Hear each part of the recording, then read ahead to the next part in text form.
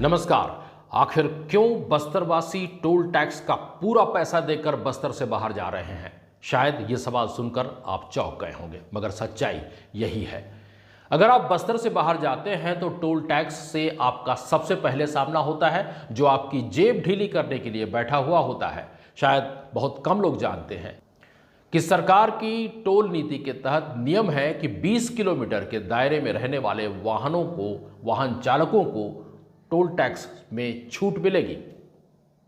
शायद मैं इसलिए कह रहा हूं कि 20 किलोमीटर की परिधि में आने के बावजूद धड़ल्ले से पूरा पैसा वाहन चालकों से बस्तर में ही वसूला जा रहा है। दूसरी बात, भाजपा नेताओं का कहना है कि मोदी सरकार की हर योजना का लाभ आम जनता को पहुंचाएंगे, तो टोल टैक्स के मामले में 20 किलोमीटर की परिधि में रहने वाले बस्तर वासियों को इसका लाभ क्यों नहीं मिल पा रहा है?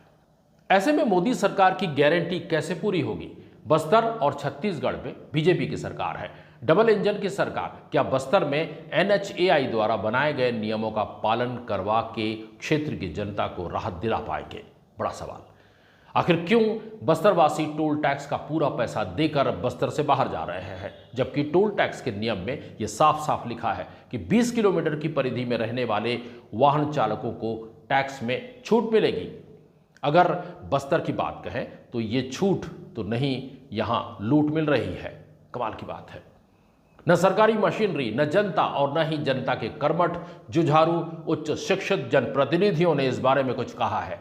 हिंदुस्तान अखबार लिखता है कि विकास की गति को बढ़ाने का वादा भाजपा नेताओं ने विधानसभा चुनाव के दौरान किया था। विधानसभा चुनाव में महतारी वंदन योजना, धान खरीदी का श्रेय तो भाजपाई ले रहे हैं, लेकिन चढ़ई पदर टोल टैक्स में नियम विरुद्ध मनमानी तरीके से वसूली जा रही पैसों को रोकने के कोई प्रयास किसी भी नेता के द्वारा नहीं किया गया है। ऐसा लगता है कि टोल टैक्स की वसूली से बस्तर की जनता बड़ी खुश है, या उसे जानकारी नहीं है नियम की।